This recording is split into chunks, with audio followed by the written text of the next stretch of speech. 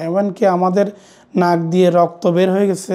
কিছু কিছু আরবি তারা ডাইরেক্ট বলতেছে, বলে তোদের এখানে বাদ নাই, এখানে তোরা এখানে আসছিস। আমার মা মানুষের ঘরে কাজ পর্যন্ত করছে। প্রবাস মানে কষ্ট, কিন্তু কষ্ট যে কত প্রকারও কি এগুলো কিন্তু সবাই জানে না। এটা খাইয়ে দেয় যেগুলো বাঁচে, হাড্ডি মাড্ডি অর্ধেক এরকম, এগুলাই আমাকে আনি দেয় ড্রাইভারদের।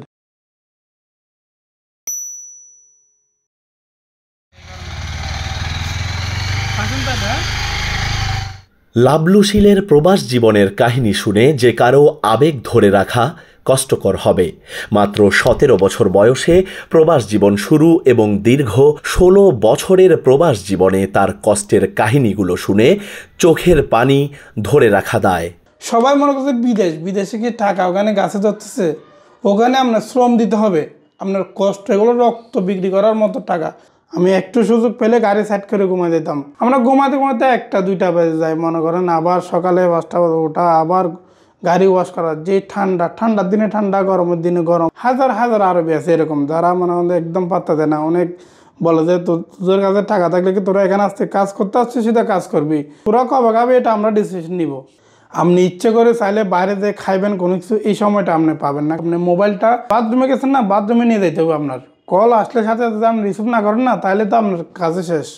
বাসস্থান, খাওয়া, ঘুম ইত্যাদি ছাড়াও তাকে পার হতে হয়েছিল অসংখ্য কষ্টের পাহাড়। বছরের পর বছর পরিবার থেকে দূরে ছিলেন শুধুমাত্র প্রিয়জন ও দেশের মুখে হাসি ফোটানোর জন্য।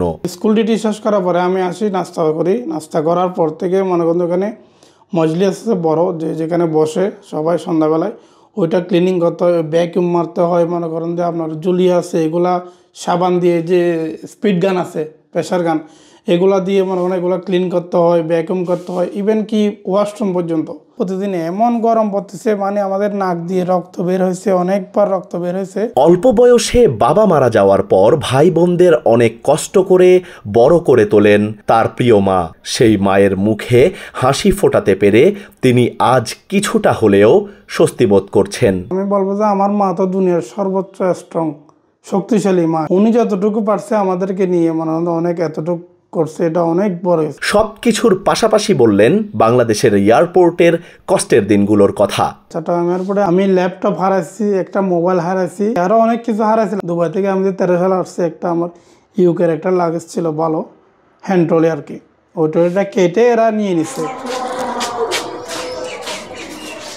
দর্শক, কথা বলছিলাম জনাব লাবলু শীলের সাথে। এরকম অসংখ্য রেমিটেন্স যোদ্ধা প্রতিদিন যুদ্ধ করে যাচ্ছেন এবং তাদের এই কষ্টগুলো শোনার যেন কেউ নেই। আবির আহমেদ, কালের কণ্ঠ, চট্টগ্রাম।